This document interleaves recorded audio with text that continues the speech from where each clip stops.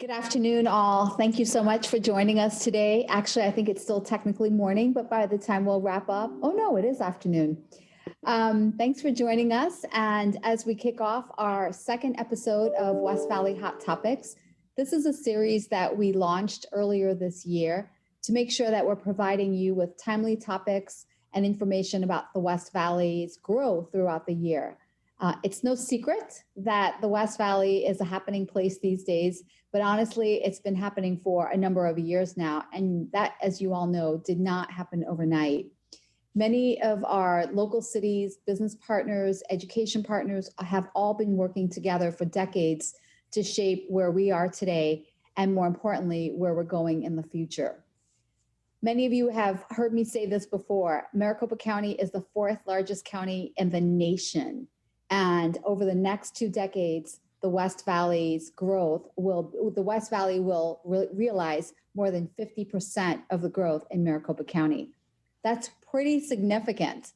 And that's why we're excited to bring you a lot of these topics and great information throughout this year. So if you haven't already saved the dates, make sure you go on our website and get all the dates down and put them on your calendar. I'm also excited that we have a pretty large audience today. I think we have almost 200 of you on the line today. So really excited about that. And we also have a great lineup of speakers who all work in their respective areas, and they continue to shape the West Valley's freeways and really serve as a catalyst for job creation for our residents. Because at the end of the day, that's what we want, is we want our residents working right here in the West Valley, close to home, so that they can spend more time with their families and invest in their community. Our panelists today are Courtney Ophaug, CEO for Banner Estrella Medical Center, who will focus on the medical corridor that's shaping up along the I-10 corridor. Kevin Phelps, the city manager of the city of Glendale, who is actually kind of the king of our entertainment corridor, the Loop 101. There's been a lot of entertainment focus on that area. And then Chris Mackey with the city economic development with the city of Phoenix, who has the privilege of working on a brand new freeway corridor, 22 miles extension of what's going to be incredible economic development in the future. So excited to have Courtney with us today. And then our last speaker, we have Jeanine Jerkovic with the city of Surprise. She's our economic development director, talking about really that transformational freeway that is the Loop 303 that currently has a lot of manufacturing and logistics supply chain management uses, but really transitions onto so many different uses, mixed use retail, lifestyle centers, and employment opportunities as it traverses through Surprise and Peoria. And before I turn this event over to our great panel this morning, I'd like to take a moment to thank our series sponsor, SRP.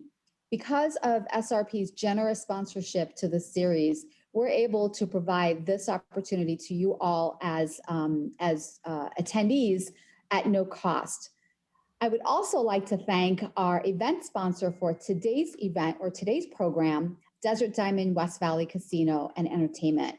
They are a partner who has definitely been shaping our West Valley freeways over the last several years, from their very impressive, huge investment along the 101 to a proposed investment along the Loop 303. Before we officially kick things off, I'd like to show a brief video from our friends at SRP. SRP is excited to partner with WESTMARC for Hot Topics, a very timely and informative series designed to support strong and sustainable economic growth across the West Valley and the entire greater Phoenix area. Arizona's communities faced unprecedented challenges in 2020, and together we supported and helped each other navigate through all of it. Like many of you, I am really optimistic about the new year ahead, and SRP is looking forward to working with WESTMARC to recapture the strong economic momentum we had before the pandemic. Maricopa County is the fourth largest county in the nation. Economic forecasts and growth projections suggest that much of the state's future economic opportunity will be in western Maricopa County, with estimates that nearly half of all of the new growth will take place in the West Valley. That is so exciting.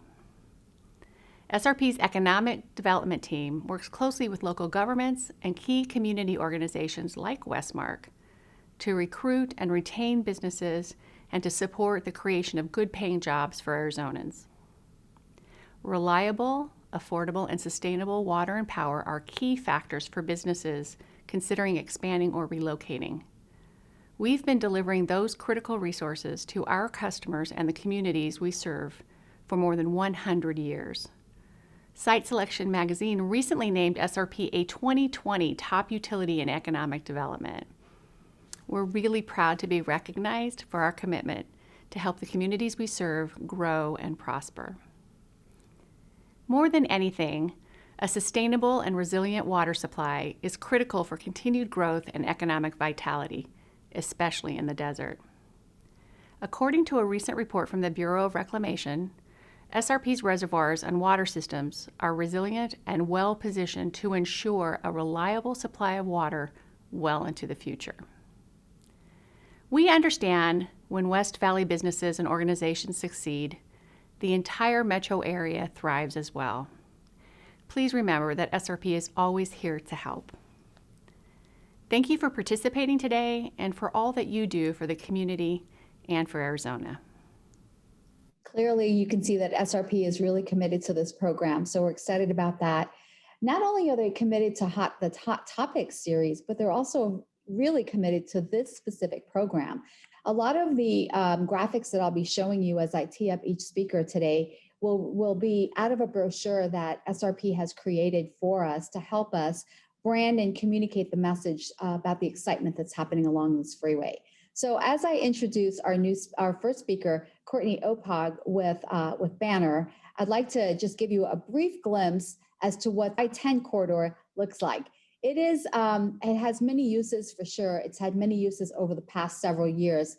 But as we're looking at what's happening between Phoenix, around the 101 area, all the way over to Buckeye, along the McDowell Road corridor, we're really seeing a very strong invested medical corridor.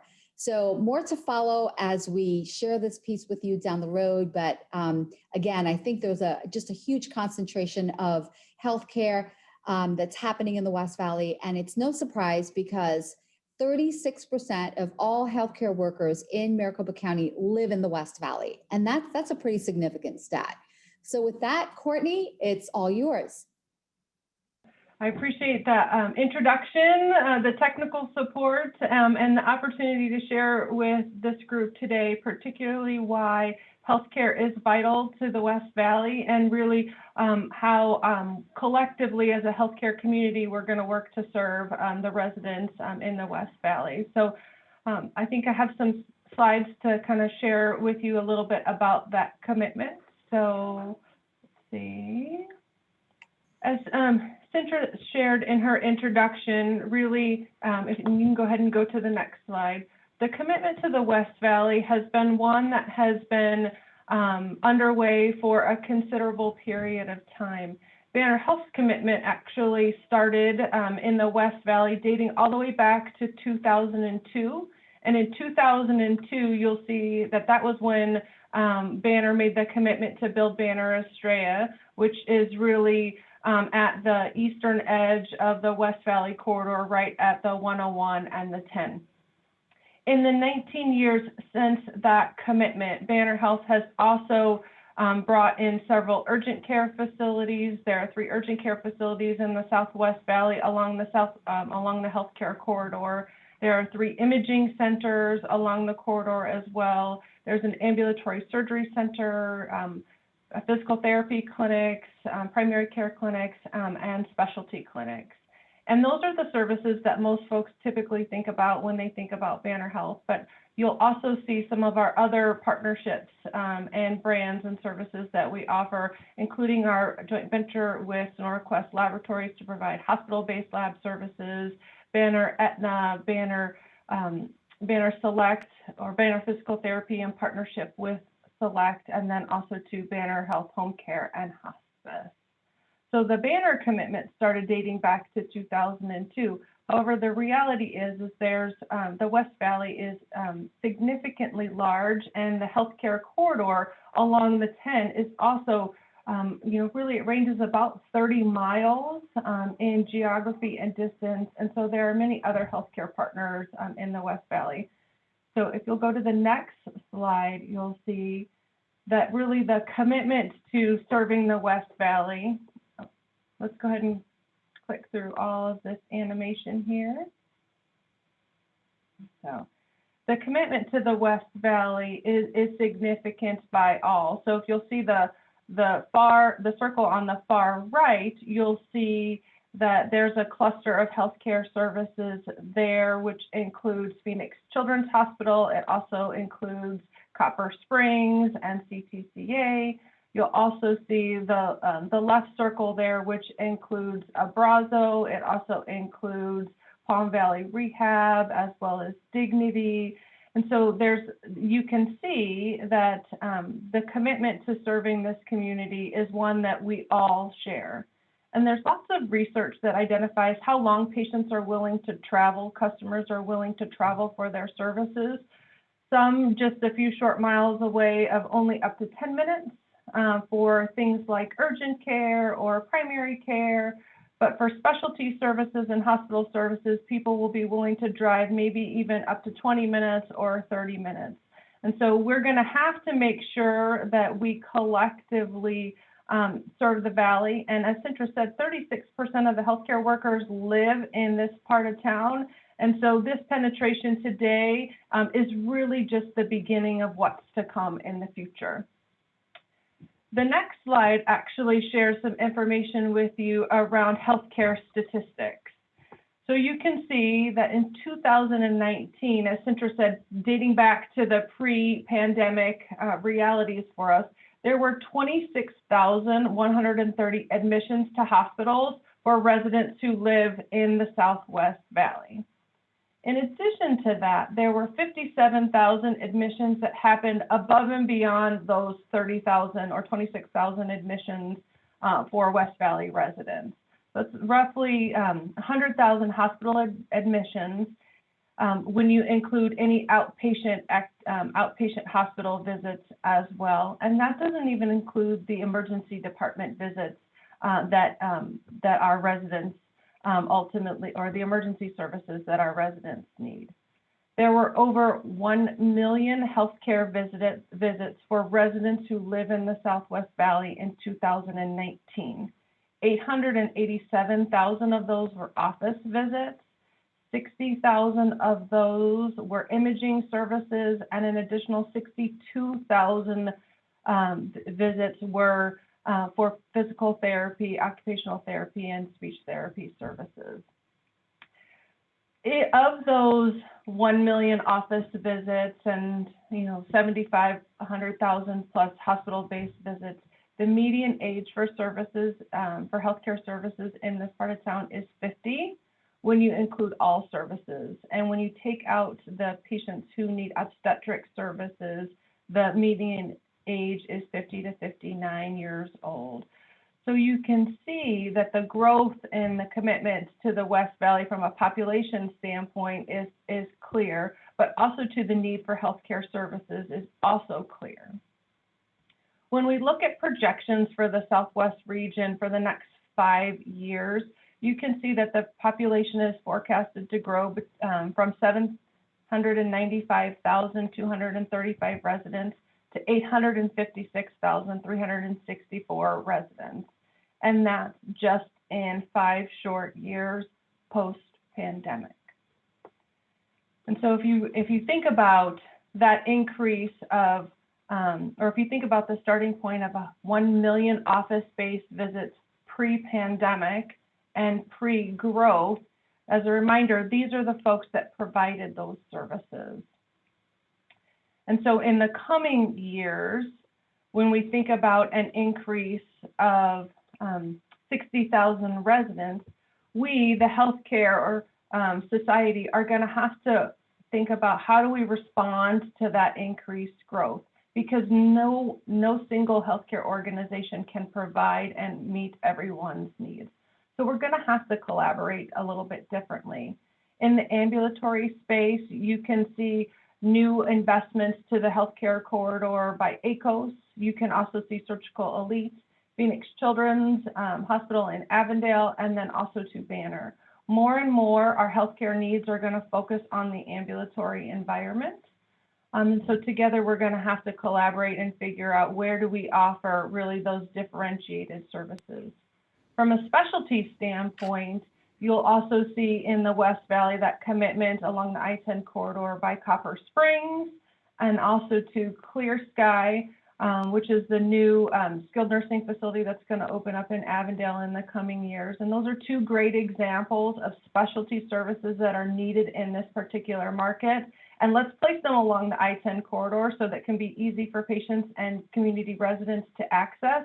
And then let's also figure out how do we all collectively work to meet the needs together. Telemedicine is another really exciting opportunity that we're all going to spend more and more time hearing about in the near future. ACOS opening their new building at 107th, and McDowell is a great example of both a telemedicine platform as well as ambulatory services, 98.6 or Doctor on Demand. Those are other great examples of telemedicine services that are all going to be offered by a collection of different organizations committed to the West Valley based on the growth of an additional 60,000 residents just in the next 5 years. So the commitment started over 16 years ago, and I see the commitment is only going to continue to increase as we are certainly a hotspot for population growth. We're a hotspot for organizations, and we really have branded ourselves along the I-10 corridor as really being the healthcare corridor. So looking forward to the future and looking forward to certainly a lot of great collaboration amongst the healthcare organizations in the future. Thank you so much, Courtney. You know, this is something that we've always known. We've been watching it shape up. We know that healthcare is the leading industry, not only in the West Valley, but in the region, the state, and the nation. It is driven, as we all know, by population. And today, the West Valley's population is 1.7 million residents. So a lot of bodies to be taken care of. So thank you for all you do and your partnerships that you've developed along that corridor. And I think we need to come up with a name for it next. That'll be the next thing that we actually, call it the West Valley Health Corridor.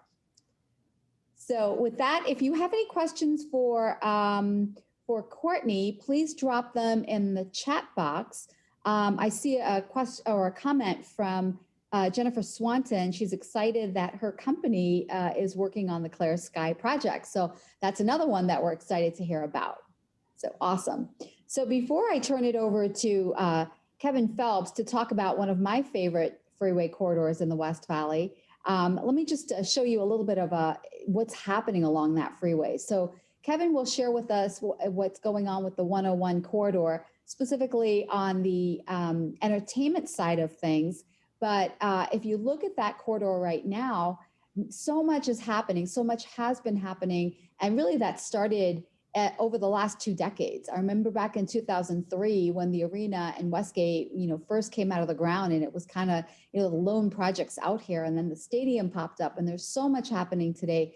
The West Valley Casino, it's just an amazing place to be, and excited that the WESTMARC office is in the middle of it all. So Kevin, with that, I will turn it over to you to share more about what's happening along Loop 101. Well, thank you, everybody, and thank you for the opportunity to share with you kind of Glendale's approach to the branding of the 101 Loop corridor.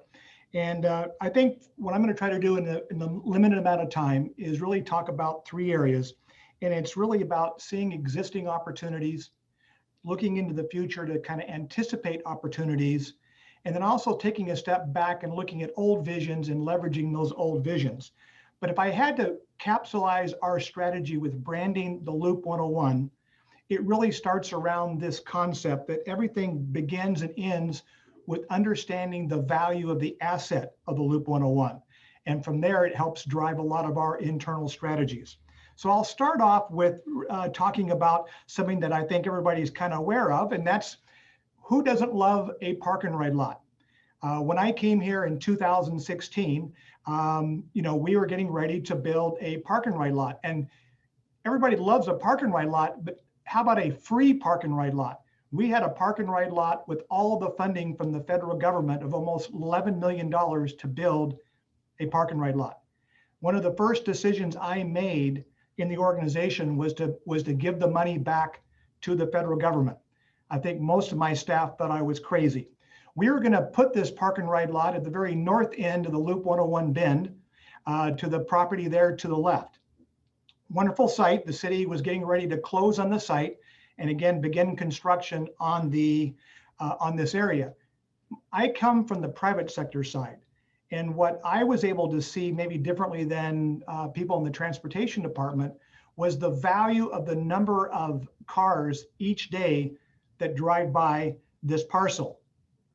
And so what we decided to do, this needed to be more of an income generating location rather than a park and ride. And so today, this is what that site looks like. We just opened up our second, third, and fourth dealerships since December. We'll be announcing a fifth new automobile dealership. So we now have BMW, Jaguar, Land Rover, and Volvo within a really exciting brand coming, being announced by the end of the year. And now what we do is this site right here generates enough annual projected sales tax revenue that I could pay cash every 3 years and build a new park and ride lot somewhere else in the city. So the first thing starts with really understanding the value of the asset. Just slightly south of there is the Arrowhead Town Center, one of the more successful shopping centers, not only here in Arizona, but in the Southwest United States. In fact, their sales per square foot at this center is the second highest within the chain in the state of Arizona. And but if you look at this issue right here, my question would be to you, what is the problem here?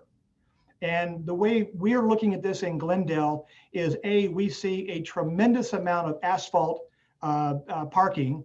And we kind of know instinctively that this shopping center that was a few years ago 1,500,000 square feet is likely to be substantially lower than that.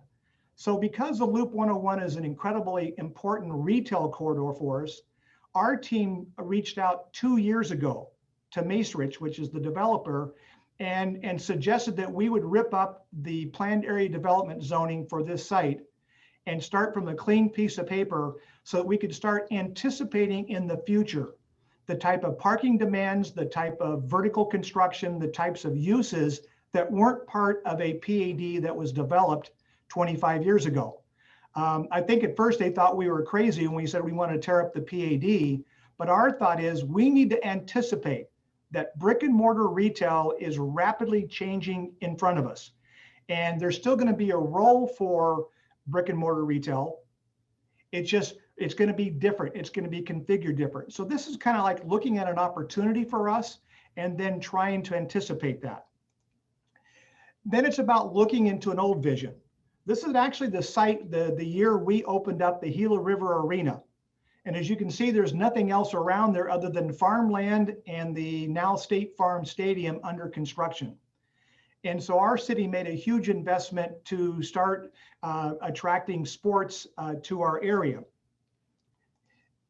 Today, this is a more recent picture that we had. We're kind of hovering right now over the Zanjero Cabela's area. A little bit behind us would be the brand new Desert Diamond Casino. But as you can see here, we have a tremendous amount of new development that has come into here. This site now, we project roughly around 12 million people in a typical year will be going to here. What we've done in our strategy is to say that whatever development we do in and around Westgate needs to be value added to keeping the entertainment district healthy. So we have 4 sectors that we're looking at that we're trying to work with our private development and through our zoning and land use. And those 4 areas, I'll start with office, which is one of our biggest challenges. And you say, why is office important to a sports entertainment district? Our 40+ restaurants are all open for lunch. And so that's a challenge when there's not a major event going on in the district. When you have office people working nearby, they will help build the revenue base during the lunch hour. The second area we're building is high density residential. Why is that important? Because we don't have hockey games every night. We don't have Cardinal football games every week. So we need people that will come down and visit the entertainment district as a course of just their normal activity. So we want to surround this area with as much high density residential. So the change we've had here in Glendale is we're now shooting for minimum density rather than maximum density. When I got here in 2016, it was, well, don't build them any more than this. And now we're saying to our development community, we want you to be at least 4 stories in height on our multifamily. And we're having really good success around that area. The other 2 areas really quickly are hotels. Obviously, hotels support the events that are there. And the Super Bowl was in 2015. Since I arrived here in 2016, by the time we have the Super Bowl in 2023, we will have doubled the number of hotel rooms in the entertainment district. And so we're very excited about that. And then the last is really going to be is the experiential retail. And I'm going to dive into that a little bit deeper here in just a second. Also looking at opportunities. When I came here, I looked at the area directly adjacent to the sports entertainment district. And you can see this area in yellow. It is owned by 4 property owners. They're of varying large capacity. And but many of the parcels were limited by access. They had no physical access. And so what we did is we felt like whatever comes into here needs to be of a tremendous value for the entertainment district. And we see this as a 300-acre site that's assembled by 4 property owners that can really have a tremendous future for our area. So what we did is we reached out to the 4 property owners, and what we said about 1.5 years ago, we branded ourselves as Vision 4 for the 4 property owners, is we said the city would be willing to enter into a new planned area development, establish architectural standards, landscaping standards, uses, and then not on top of that, we would then be able to participate in infrastructure like roads, water, sewer, lift stations, all the things that are needed. But we would do that based on setting a very high standard for what would go in there. So we don't want to see a large 1 million square foot distribution center go there. We think that's a wasted opportunity. So one of the first things we did is you can see a road that's in there off of Maryland Avenue called Ballpark Boulevard. For those of you who are familiar, if you extend down to the south on the left-hand side, that goes to Camelback Ranch. By putting this road in, we now have a couple things we've done. We've been able to take the spring training fans and empty them into our sports entertainment district, but maybe even more importantly, we've been able to provide land access to each of the 4 property owners. And so this again is looking into the future, trying to stay ahead of it. And we're really excited about what the next several years is going to bring along this area. Again, this is the Ballpark Boulevard here. You can see the amount of land on either side of it. It's all assembled. It has water, has sewer, has 3 freeway on-ramps on and off 101 supporting this area. We believe there's probably not a better commercial development site in the entire county than this site right here. Now, to the left, you'll also see just on the other side of the All River here is the city now has 113 acres of land that we now have the ability to do development on, and we're just now putting our strategies in place for that. Recently, we announced what was called the Epic Lagoon, the Crystal Lagoons. And we're very excited about this project because it will give us something to help continue to build on the experiential retail. I'm going to show you a quick clip here and then try to point some things out. This is not the project itself, it's by the developer, but it's the construction of a large lagoon that you can swim in and you can use. And then we're going to be building a retail experiential corridor around this lagoon. And there's going to be a number of many elements to it. Unfortunately, I've got an NDA on a couple of them, but what I can tell you is the large hotel here to the right. If you see this area here, this is a stage. And the developer will be putting together a amphitheater style venue for almost 4,000 people for live music. We have a major Fortune 500 company going to be doing an adventure themed area down to the south end. And then there's components like what you see here. This large area is a 2-story restaurant with a bar. This is a French company, a bar that you actually strap yourself into and then goes up to 135 feet in the air with no floor below you. And then you're served your beverages during that period of time. There's going to be 4D theaters. There'll be 3 hotels here. And it's designed, the balloon here will go up to approximately 400 feet, which is double the height of the State Farm Stadium. It will have a glass floor. It'll be the world's largest helium balloon that'll be tethered down to here. And we believe this kind of project dovetails very well in with the rest of the sports entertainment district. It does not conflict with anything that's going on. And it gives, when we're doing major mega events, it gives families an opportunity to come in not for just 1 or 2 days, but to really to come in for a long period of time. So we're real excited about what this project is going to do. They're a San Polo company out of in South America. They've built these in Dubai and other parts of the world, and this will be very, very unique in terms of their approach here. And I think we do have a problem sometimes getting out of this. And so I'm going to end it with this and be glad to kind of turn it over back for any kind of questions you might have. Thank you, Kevin. So the Loop 101 has long time been one of my favorite freeways in the West Valley. And I love the snapshot. I love your presentation, starting from kind of the beginning. A lot of that when it was just the arena and minimally the stadium, I was out here. So it's great to see not only where it's been and kind of reflect on that, where we are today, but also really where we're going. I'm so excited about that Crystal Lagoon project, as is everyone else on this call, and my friends and family who have been reaching out to me from other parts of the region and the country asking me about this. And when is it going to happen? I didn't know about the floating bar, so I'm really excited now. So yeah, so there's been some good news and bad news on this. I mean, the great news is that the scope of the project and the interest around the country to be part of this project has grown immensely since the original announcement.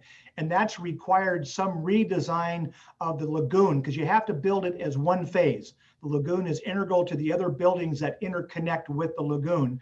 And so, so the bad news is we've had a little bit of delay, but our development contract requires them to be operationally by October of 2022. So that we're prepared for the Super Bowl in 2023. And the developer still believes they can meet that timeline. And we expect some really major announcements of 2 major components that we currently have non-disclosure agreements on here within the next 30 days that we'll be announcing. Awesome. Thank you. I just wrote that down. It's going to go on my calendar, and I'll be looking forward to those announcements. We do have a couple of questions for you, and they relate around transportation, because obviously that's what we're talking about today. Any thoughts, any ideas, any plans for more autonomous people movers and that type of concept to get people around? And then also any plans or discussions around solar covered parking structures? Great. So the first, in terms of the impact of autonomous vehicles, I think it's fair to say that the vast majorities of cities, counties across the country are really behind on this discussion. And I think we've got a little bit have our heads buried in the sand that we think it's way down the road. And I believe the impact of both rideshare and autonomous vehicles is going to drastically change.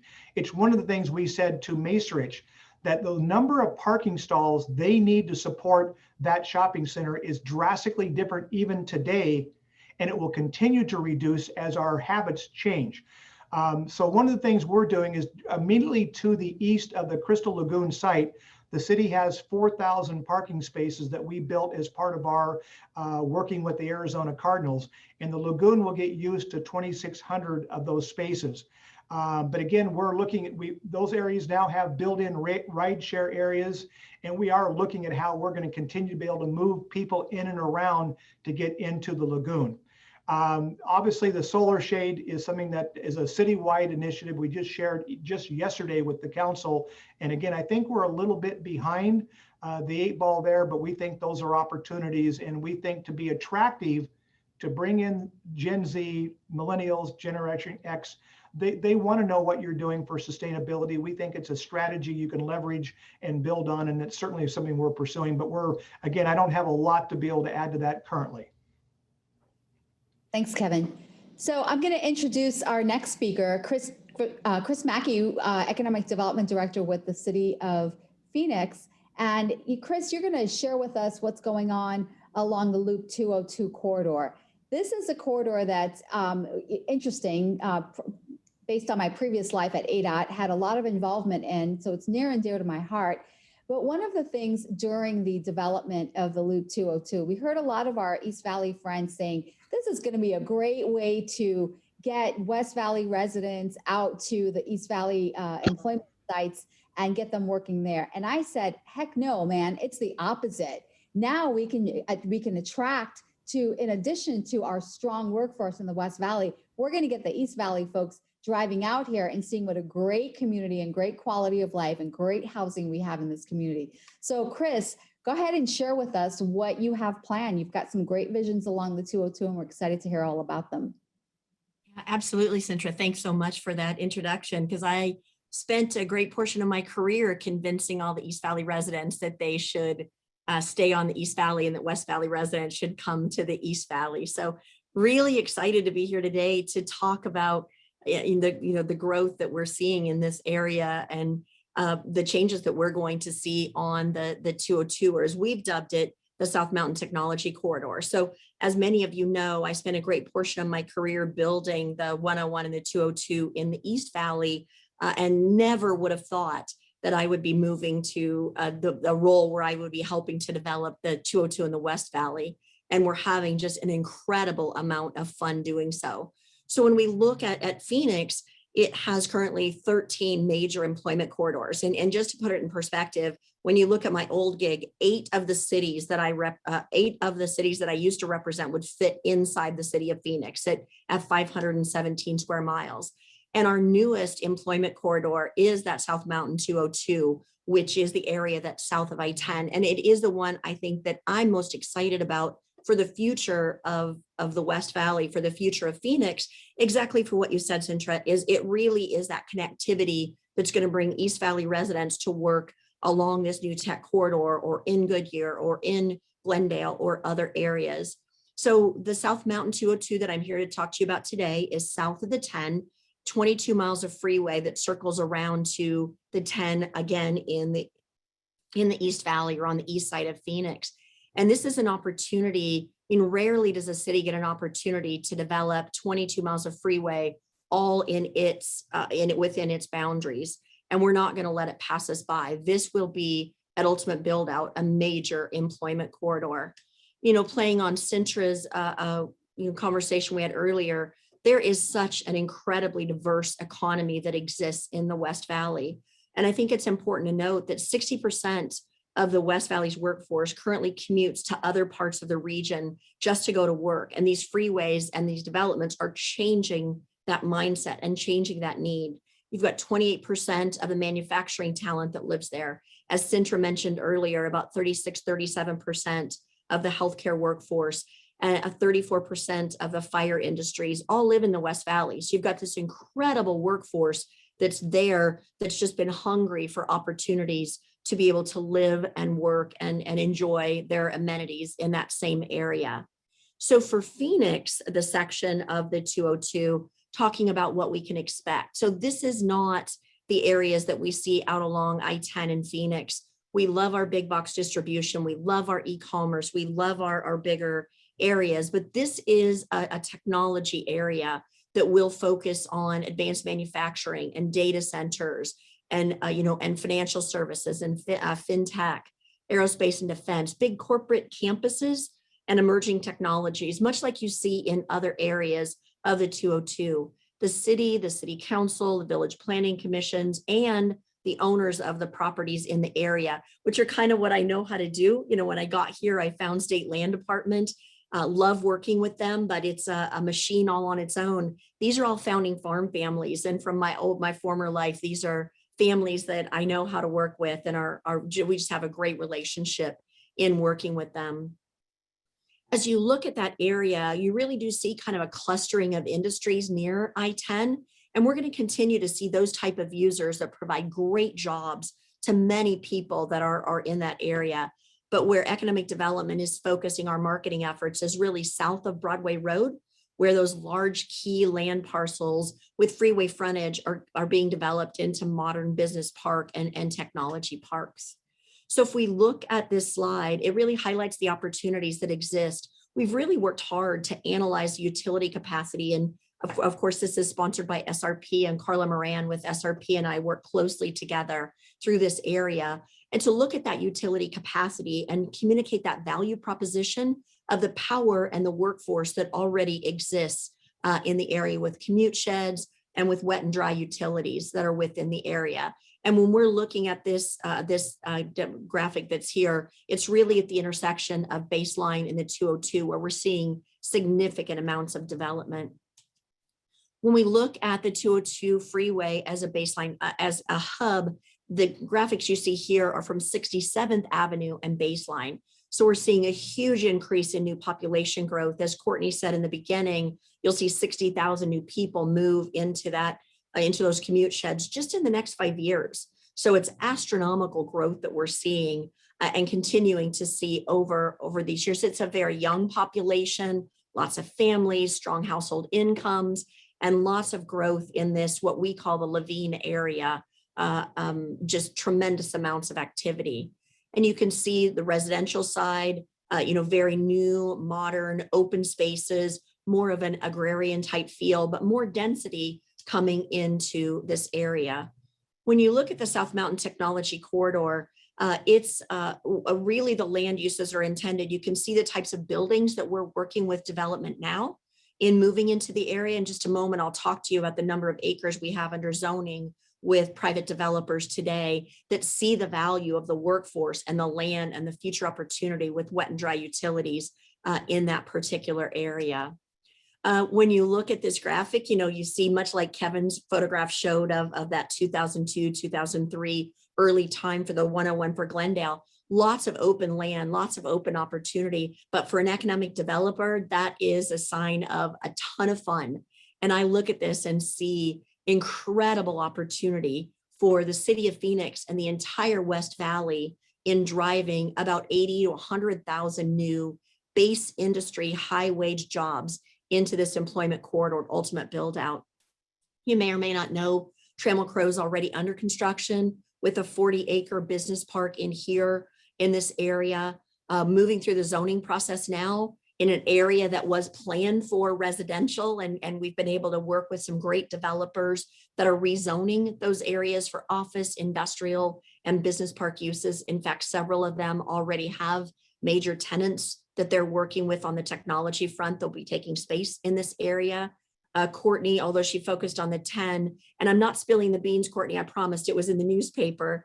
Banner Health has recently acquired a site for a full service hospital along this corridor. And then again, this corridor is really focused on manufacturing, corporate campuses, data center, light industrial, knowledge economy, and technology type uses. When we look at the area, we start to talk about, as our residents do, every budget hearing I go to, they always wanted to know, where's our retail amenities? And as Phoenix is hot, Levine business is definitely heating up. Much like that, the precursors that we've seen in the East Valley at Gilbert in the 202, or at Chandler in the 101, or the 101 and other areas. Kitchell is under construction with a large power center. It's really an outdoor open air concept as opposed to kind of the more closed in older type mall situations. Both Michael's and TJ Maxx is open. Sprouts was I went to the grand opening of Sprouts, never thought I'd see so many people lined up for a Sprouts, but it was something the community had been demanding for quite some time. And of course, Harkins Harkins has now acquired its land site and will continue developing this particular area. Kitchell's seeing tremendous success with really home stores, clothing, but lots of pad letters of the letters of intent for all the pads have already been signed for sit-down restaurants in this particular area. Just other intersections of that baseline corridor on the retail front with Aldi and several other retailers that are announcing.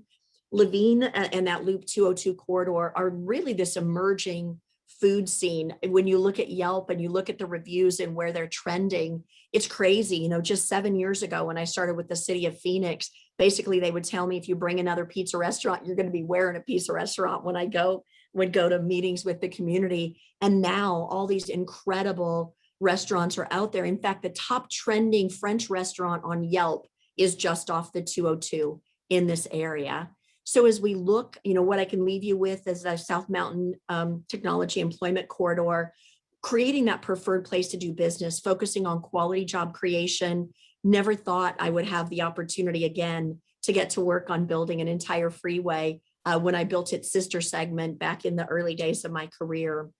So a complete marketing strategy that we're working on in that 202 corridor, and we're starting to see the beginning of it. It's almost like the development community. And for those of you on the meeting, I apologize. They woke up on Christmas Day of 2020 and went, wow, there's a freeway there.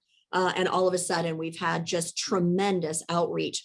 But I also if I could take, I've got just a few seconds left to dovetail. So the 101 that's to the south of Kevin's beautiful, that Glendale's done such a great job with, is also a transportation corridor for the city of Phoenix. So that whole area that is owned by John F. Long and the Shealy family and others is all in the city of Phoenix. So I would encourage us to really continue to think about that southern portion of that corridor and creating not just freeway corridors through transportation, but other method of transit as we move into the 30s and 40s here in Phoenix, to create light rail and autonomous vehicles and people movers and things that'll be the rest of our future. So thanks for having me here today. And I look forward to your questions. Awesome. So we do have a question about, is there any thought to leaving some space open for local growers and more of that farm to table from, you know, different communities growing their own and sharing that way? Is there any thought to that, Chris? Cintra, that is one of my favorite questions. So most people don't know what a big focus that we do have in the city of Phoenix on agri-tech.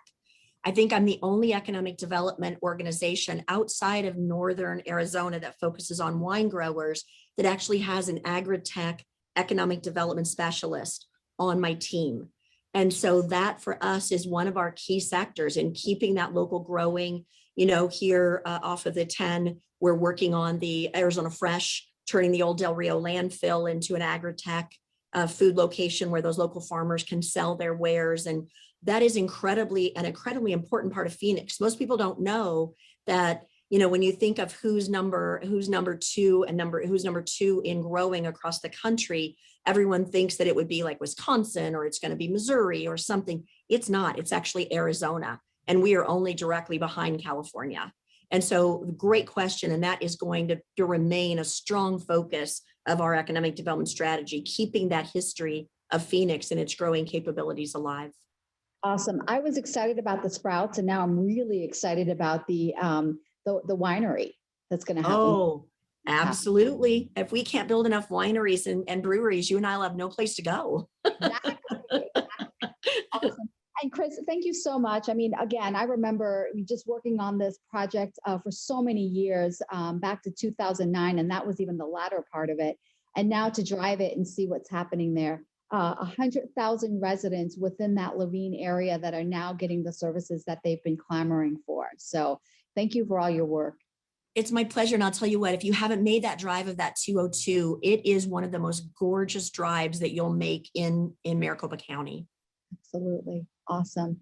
So speaking of another drive, we have the Loop 303, which is, that was another, close. I think I'm a transportation geek. I know I'm a transportation geek.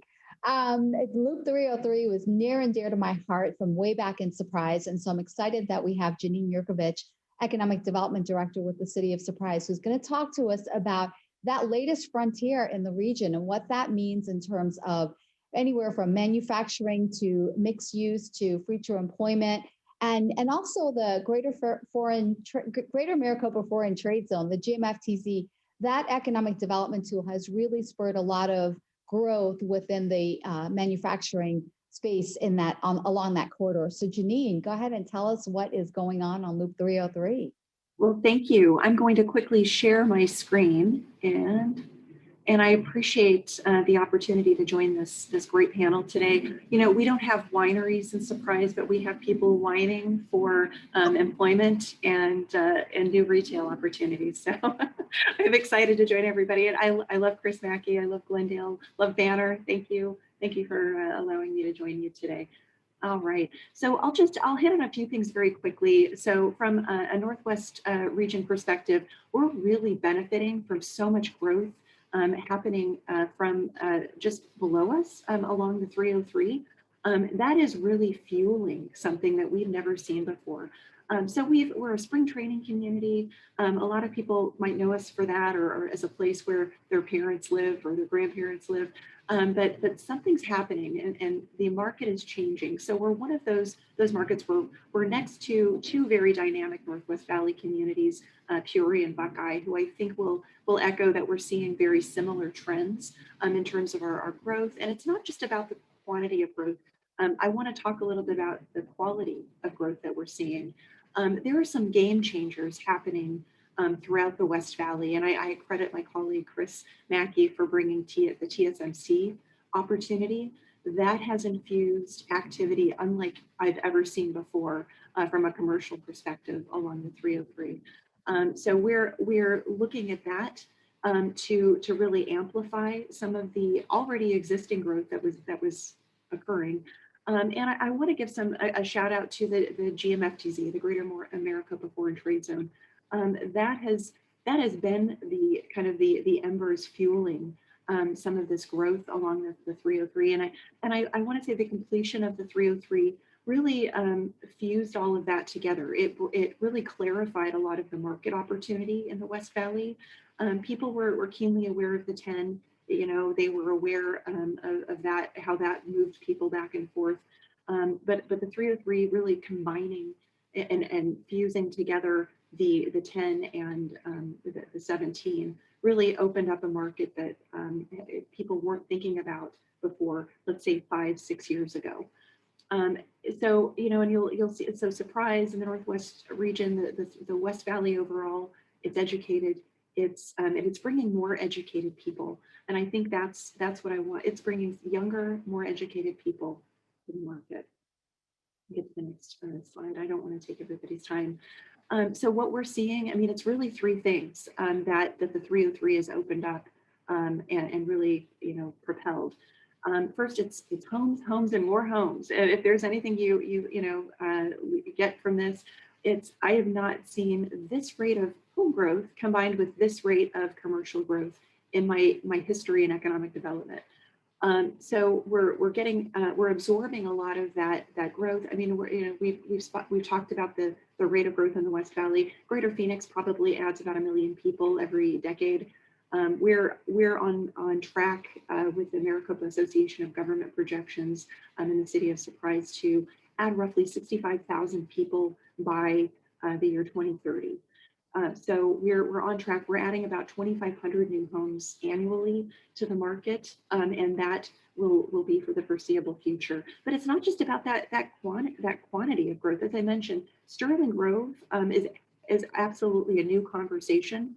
In fact, I heard from a number of GPEC put together a great site selection panel, and we were talking with them, and I talked about Sterling Grove, and they said, you know, all we hear is workforce housing when we talk to you crazy economic development people, and we understand that. You're the first community in a very, very long time to really emphasize that you have executive opportunities in your community. So no longer is the West Valley this place where people will just set up shop and then scurry off to Paradise Valley or, you know, wherever they put their $1 million home. They can have their $1 million home 5 miles or less from their operation, and that's very different. It's a very different conversation.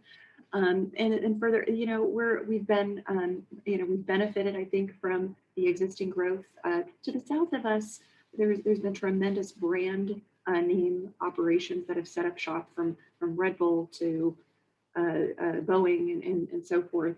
And we're excited that we're able to capture a lot of that market, not only for the workforce, but we're able to capture the retail opportunity around that and the healthcare opportunity around that. Surprise is growing into a place that's adding tremendous service opportunities. So the Costco opened in September 24th, 2020. You would think we never had a grocery store in Surprise, and you would still think that because it's hard to get in the door. And about a month later, the Simon CRE group along the 303 submitted a master plan that's the equivalent of 890,000 square feet of space, which is if you think of your average Safeway grocery store or something, that's 18 Safeway grocery stores. If that's helpful. Because I was having problems conceiving how big is that. But, and so we're not seeing it slow down. So we've, year over year, we typically see about 1 million square feet, maybe 1.2 million of all ranges of commercial development.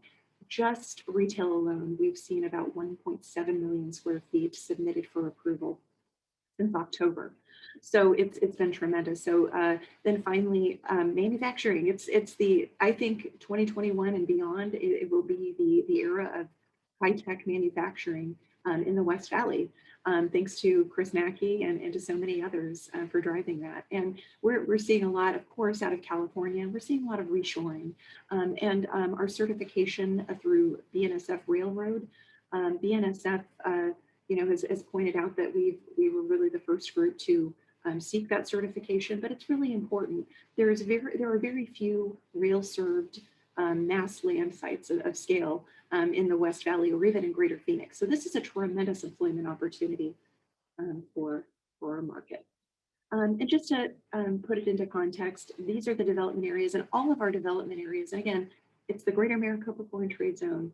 It's what's happening to the south of us. It's TSMC. It's Sterling Grove. It's Costco. It's all of these things that are really becoming catalysts for the 303, and that catalyst is dropping in new opportunities throughout Surprise and throughout the Northwest Valley. It's adding fuel, I would say, to our new city center development. It's adding greater attention to even our North Surprise development area, which is, I think, 14,000 homes planned or permitted. So just I'll leave maybe with this.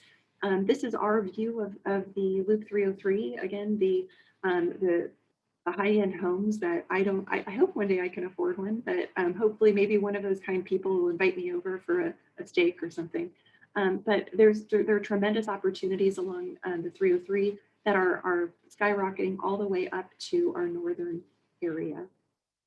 And I'm going to skip through just in the interest of time. So our northern market, up until, let's say, 3 months ago, we had a lonely Dollar General up there that was killing it. It's the best Dollar General you'll ever visit.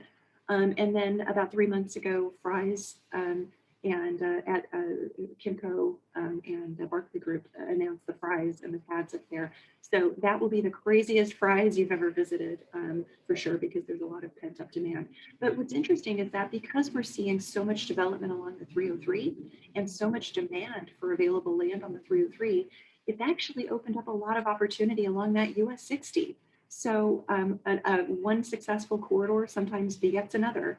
And so that's going to become a really important asset for not just Surprise, but for the entire Northwest and West Valley. So I'll leave it at that. I'll say I think Surprise has a tremendous opportunity in the Northwest Valley, Peoria, Buckeye.